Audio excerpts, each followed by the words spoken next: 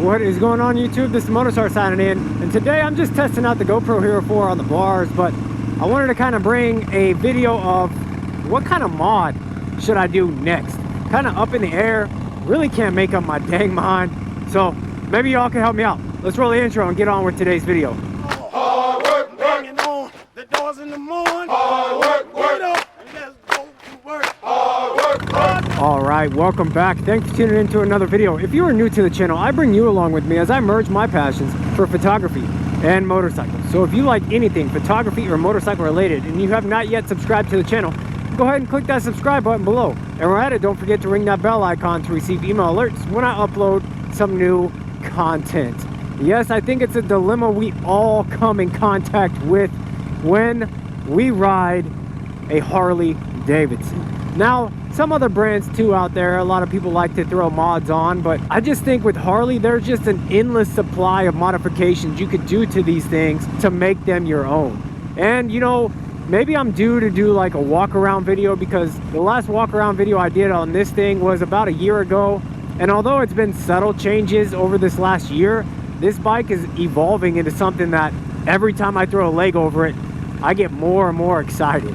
Like this thing, it's never going to be done, because I feel like once I get all the aesthetics done, then I'm just going to be throwing money at it to make the motor something beefier than it already is. Now, a lot of you are probably like, why don't you just trade it in, get yourself a Milwaukee 8, 114, do all the engine mods to that.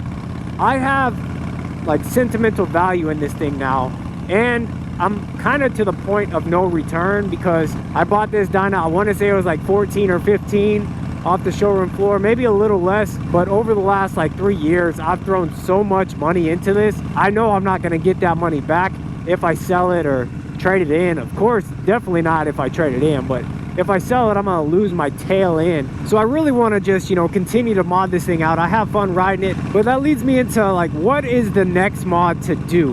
Like, if you guys see the bike, you see I got a fairing on here, and a lot of people that ride with a Road Warrior fairing, you got some sort of audio in there, right?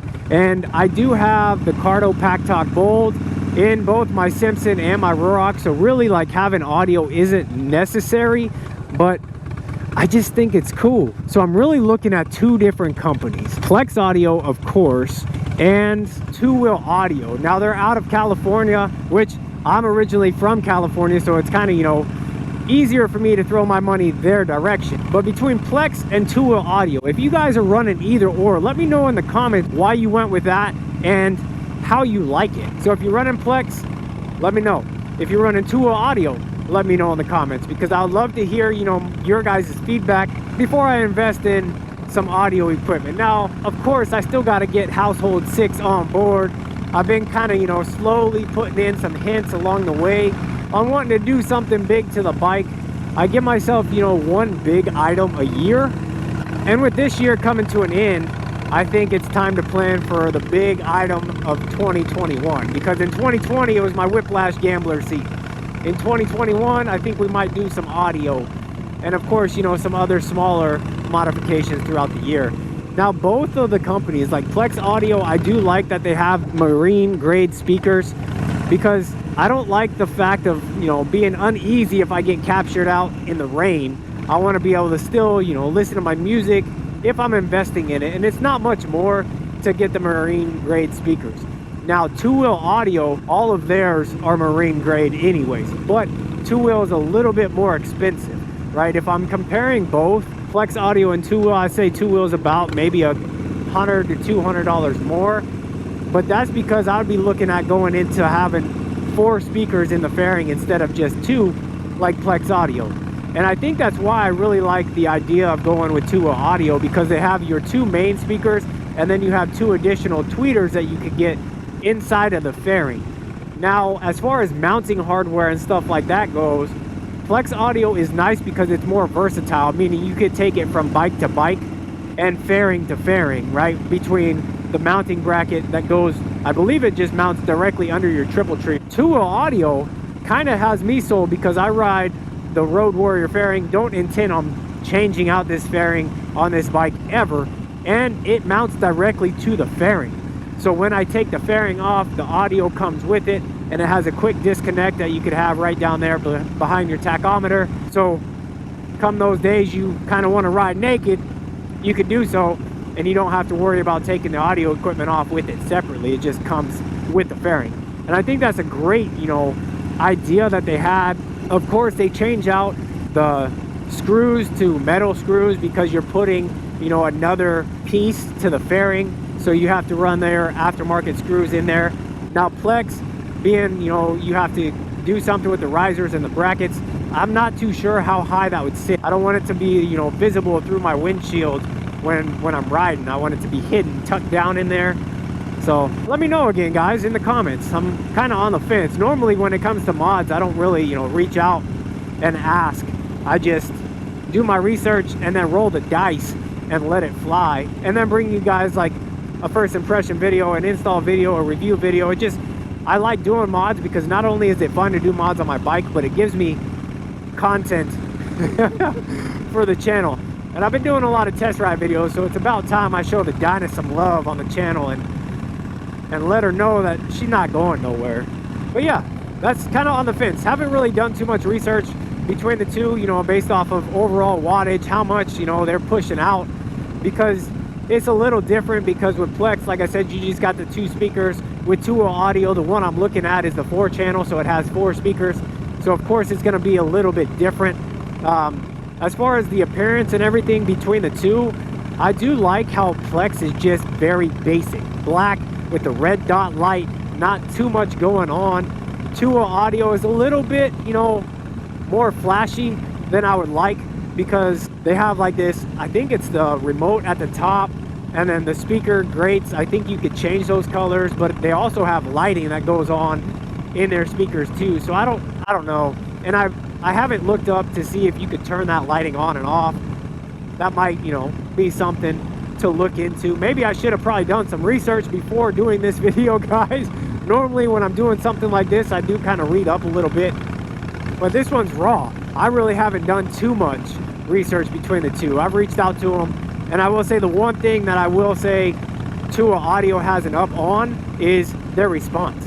You know, I've hit them both up on Instagram. Tua Audio hits me back right away. Plex, it's been 6 months, still waiting on a response to the question. But you know, companies, they big, they got lots of stuff to do, and answering to, you know, every single consumer out there is probably extremely challenging. But when you're out there getting ready to spend $1,000 on a piece of equipment, and you reach out to the company and they hit you back, it makes it even easier to spend your money on it, right? I mean, that's part of the reason why I went with Whiplash over Saddleman. I mean, I've had that question too, like, hey, how come you pick this company over this company? And really, it's like, if I take the time to write a question or to reach out to the company and they take the time back to respond to like my comment or my question, it makes me feel that I'm not just a dollar and that I'm valued as an actual customer. And with Whiplash, they're veteran owned too, so that just tagged on the top, made it easy. Tua Audio, Plex Audio, both of them are great companies. I would really enjoy either one, to be honest. But when you're looking at a difference of anywhere from $200 to $300 between the two, it's really, really hard. Like, do I just want the basic 2 speakers, or do I want the 4 channels with the lights and all that other stuff? And Tua also does bags too. So I mean, hell, I could give a Road Glide a run for their money if I go that 2-wheel audio route and throw on their bag speakers too, and really just be a baby Road Glide out here on the road. Yeah, modifications always are on the mind. It just takes some money to do it all. So we'll see. But before I go too, let me know if I end up doing something like this. I know there's videos out there of people doing the installs of Plex Audio. You don't see too much 2-wheel audio on YouTube, but would you guys, if I end up doing it, would you guys want to watch an install video while I'm doing that? Because I'm not very mechanically gifted, so if we do an install video and I'm able to figure it out while trying to film it, I think you guys would know how easy it is. Because I am definitely not the guy that should be wrenching on a bike. I should be taking it to my buddy out here, Mr. John Maxwell at Maxwell Motorcycles. If you guys haven't checked out his new shop, definitely go check it out. Little plug there for my boy. But that dude is busy as all get out. I don't know if you guys have noticed, but there hasn't been too many YouTube videos as of late. But the man is straight getting it done. So maybe I'll do that. Maybe I'll see if I can go bum a lift and do an install video at a shop. Still got to spend the money on the dang stuff though. And I'm due for new tires, so it might push off this audio purchase until later in FY21. But I'm going.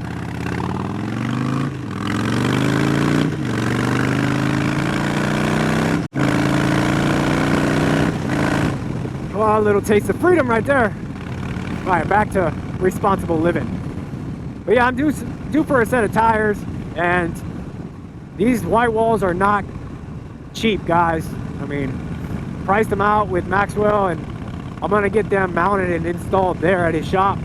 But I gotta save up for that, you know. And mods, when it comes to tires, I don't consider that mods because it just kind of sucks. Just like same thing with buying shoes for me. I don't get too excited about buying shoes. More about like the sunglasses and the hats than I am about the shoes. And the same thing with my bike. More about like all of the other pieces except for what puts me on the road. And definitely need to show the bike some love and get her some new tires because they're due. They are definitely due. Like always, guys, I really appreciate the support. Thanks for tuning in to another video. And this is MotoSarge signing out.